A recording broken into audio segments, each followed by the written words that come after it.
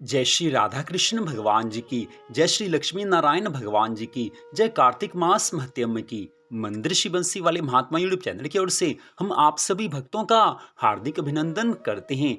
आज हम आपको सुनाने जा रहे हैं कार्तिक मास महत्यम के 34वें अध्याय की परम पावन कथा। इससे पहले आप कार्तिक मास महत्यम के अध्याय 1 से लेकर अध्याय 33 तक की कथा को हमारे चैनल पर सुन चुके हैं।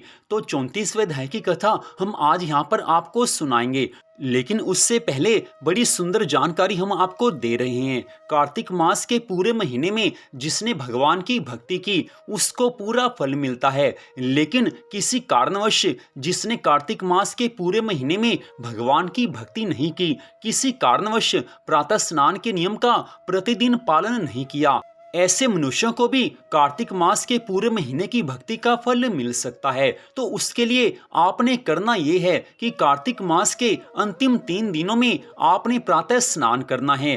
कार्तिक मास के अंतिम 3 दिनों अर्थात 17, 18 और 19 नवंबर को सूर्य उदय होने से पहले स्नान करें। उसके पश्चात श्री राधा कृष्ण भगवान जी का पूजन करें, श्री लक्ष्मी नारायण भगवान जी का पूजन करें, अपने इष्ट देव का पूजन करें, तुलसी माता का पूजन करें।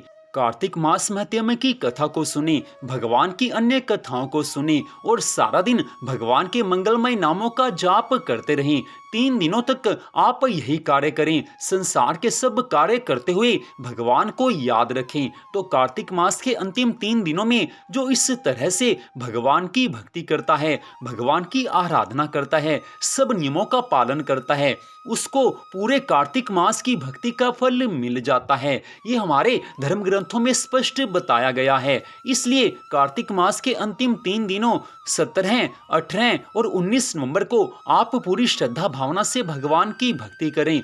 इससे आपको पूर्ण फल अवश्य मिलेगा। तो अब हम आपको यहाँ पर सुनाने जा रहे हैं कार्तिक मास महत्यम के 34वें अध्याय की परम पावन कथा, जो कि इस प्रकार है।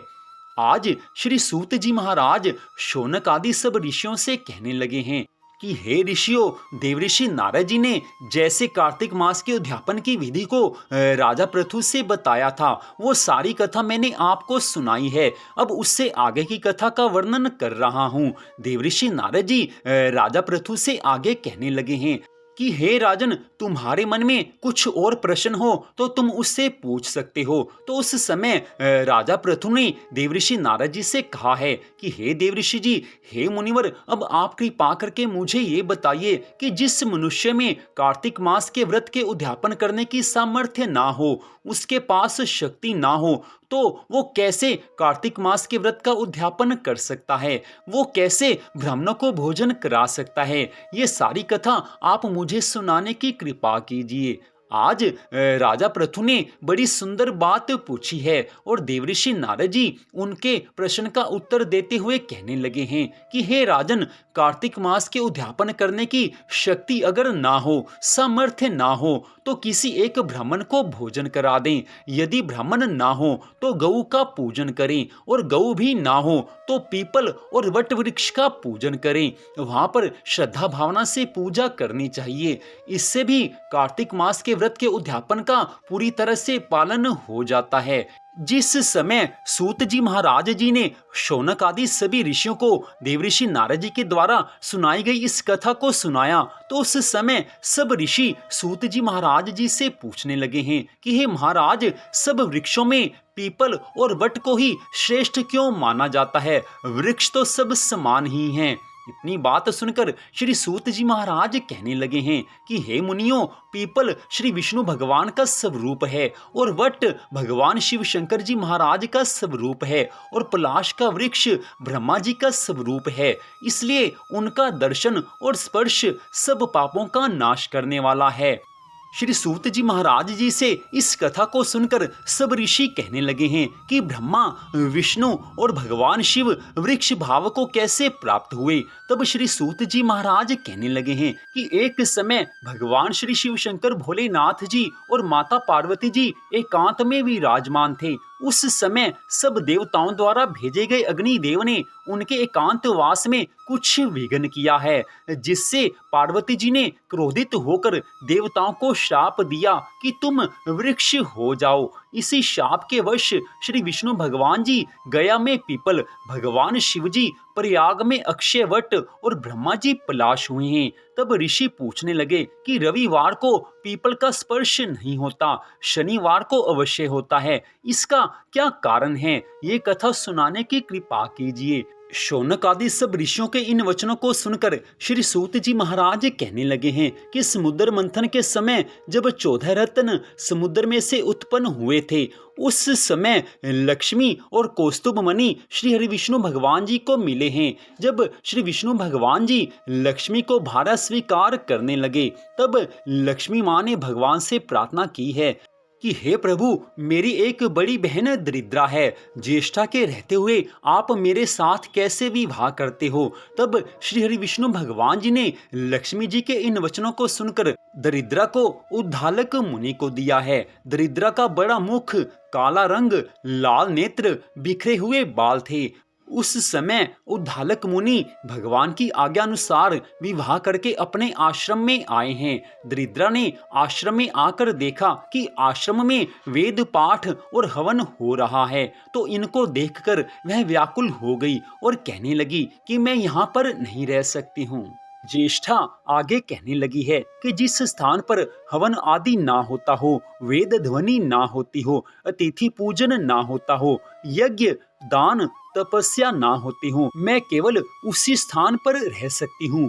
नीति, धर्म, प्रिय वचन, देवता और गुरु का पूजन जहाँ पर होगा, उस स्थान पर मैं नहीं रह सकती। जहाँ चोरी जारी होती होगी तथा सज्जन और ब्राह्मणों का अपमान और कठोर वचन बोलने वाले रहते होंगे, वहीं पर मेरा निवास होगा।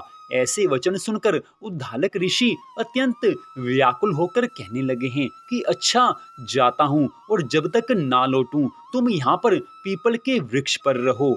इतनी कथा सुनाकर श्री सूत जी महाराज कहने लगे हैं कि हे ऋषियों, इस प्रकार उद्धालक ऋषि कहकर चले गए। तब दरिद्रा ने बहुत समय तक उनकी प्रतीक्षा की है, मगर जब मुनि नहीं आए तो पति के त्याग से अत्यंत दुखी होकर वो रोने लगी है।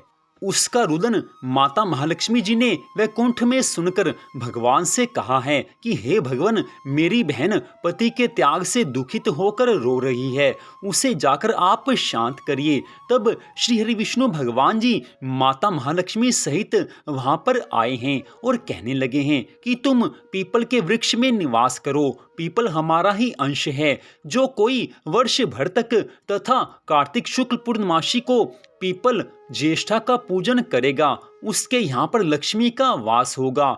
जो शनिवार को तुम्हारा पूजन करेगा, उस पर सूत लपेटेगा, उसकी सभी मनोकामनाएं पूरी हो जाएंगी, उसकी हर इच्छा पूर्ण होगी। किंतु रविवार के दिन जो पीपल का स्पर्श करेगा वह दरिद्री हो जाएगा। ऐसा कहकर आज श्री हरि विष्णु भगवान जी माता महालक्ष्मी सहित वहां से अंतर ध्यान हुए हैं। इतनी कथा सुनाकर श्री सूत जी महाराज सब ऋषियों से कहने लगे हैं कि हे ऋषियों, यही कारण है कि पीपल के वृक्ष की शनिवार को पूजा होती है, लेकिन रविवार को पूजा नहीं की जाती। आज श्री सूत जी महाराज जी के इन वचनों को सुनकर शौनक आदि सब ऋषियों को अति प्रसन्नता मिली है।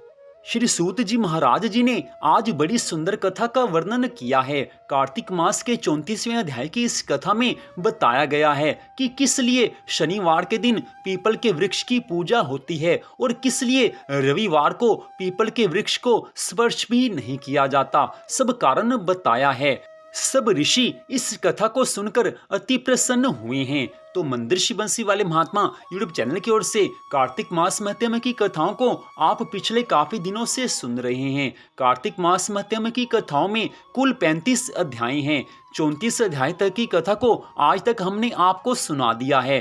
तो कार्तिक मास महत्म के केवल 35वें अध्याय की कथा को सुनाना अब शेष रह गया है। अगले भाग में कार्तिक मास महत्म के 35वें अध्याय की कथा को भी आप सुन पाएंगे। तो आज की इस कथा को सुनने के लिए आप सबका हार्दिक धन्यवाद। छोटा सा निवेदन, मंदिर श्री बंसी वाले महात्मा यूट्यूब चैनल को आप सब्सक्राइब कर लीजिए ताकि भगवान की अन्य कथाओं को आप सुन सकें। हमारे इस चैनल पर भगवान की बड़ी सुंदर सुंदर लीलाओं की कथा सुनाई जाती है, तो कृपया हमारे चैनल को सब्सक्राइब कर लीजिए। आप सबका फिर से धन्यवाद। भगवान श्री राधा कृष्ण जी की, भगवान श्री लक्ष्मी नारायण जी की कार्तिक मास महत्म की अनंत कृपा सदा आप सब पर, आपके परिवार पर बनी रहे। इसी मंगल कामना के साथ जय श्री राधा रानी सरकार की, जय श्री कृष्ण भगवान की, जय श्री लक्ष्मी नारायण भगवान जी की, जय कार्तिक मास महत्म की। जय जय श्री राधे, जय जय श्री राधे, जय जय श्री राधे श्याम।